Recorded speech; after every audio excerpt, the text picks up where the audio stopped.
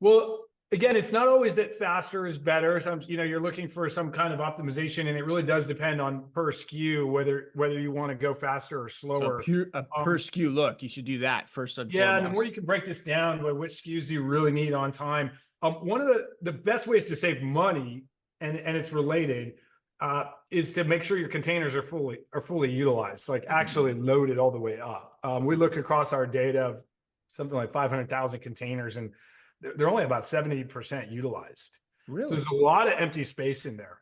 And what you want to be able to do is go, okay, on a per SKU look, is for this SKU, am I willing to hold it back to wait for it to be full? And if not, let me build a consolidation network so that I can pull cargo from multiple factories, load them in the same container, and get them moving, and potentially ship cargo with other, less than container load freight is very unpopular because it's seen as being really slow. This is where you ship cargo mixed with other customers' cargo.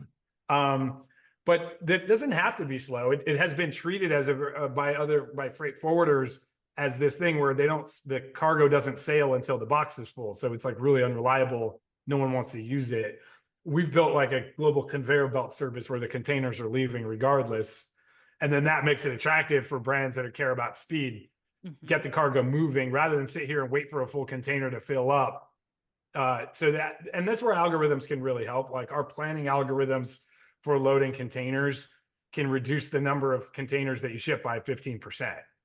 Right. For a large scale enterprise where there's enough volume to consolidate across multiple factories rather, and fill those containers all the way up. So that's a great way to save money. But it's a mix of speed, and you need data to do this. You need to be able to configure, okay, for this SKU, I really want it to move as soon as it's ready. This one, I'm willing to hold back to optimize on price. Yeah, I mean, I think that's a good transition into the next topic, Ryan, which is availability. And I wonder if you can explain a little bit just how, as supply chains continue to evolve, as people are looking at products by SKU, like you're talking about, how are things evolving to kind of make those products then more available to the end consumer? Is it the visibility that you're talking about, like that they have now that they can kind of act more quickly on, or how is that evolving, or how do you see that evolving? Yeah, this was the big logic behind our acquisition of Shopify Logistics last year. Okay. Flexport traditionally was a freight forwarder. We acquired Shopify Logistics. We also acquired the technology assets and the IP of Convoy, which is a trucking brokerage, to get us into domestic trucking. But the Shopify Logistics acquisition, that we have a network of fulfillment centers. There's 5 of them. They're massive, like over 1 million square foot each, or 5.2 million square foot across the network. So really big. It's hard to fathom. These are really big buildings. Right. Yeah, they're big. Yeah, really big. And those sites they're strategically positioned so you can cover 85 to 90% of US consumption within a 2-day delivery timeframe without having to pay for express service, just by if you distribute your inventory. Now you need to be large enough to justify that, as I was getting to earlier, at least for the head SKUs, large enough to justify that.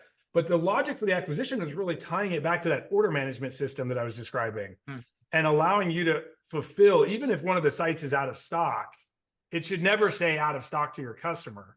Right. It should go back, check the API for our order management, get a status, where is this thing on the inbound, and allow you to sell off the water, or even something that's still in production. And then in real time show the customer, hey, ships in 1 month, ships in 2 months. We haven't launched that yet, but that's like a big effort internally here to connect these two systems. That was the strategic logic for the acquisition, though, is because now you're able to run a business with way less working capital, capture sales that you might have lost if you'd been out of stock, and that customer would go. And not every single product in your supply chain needs the 1 hour delivery or even 2-day. No. I think, and that's the other thing I think companies need to do, is really assess for a given product, what does the A/B test say? What's the conversion rate lift that you get if you can get it to 1 day, 1 hour, 2-day, 7-day, or maybe customers just want the product and aren't that time sensitive. There's no generic advice for that. I think it's really industry specific, category, and even SKU level specific.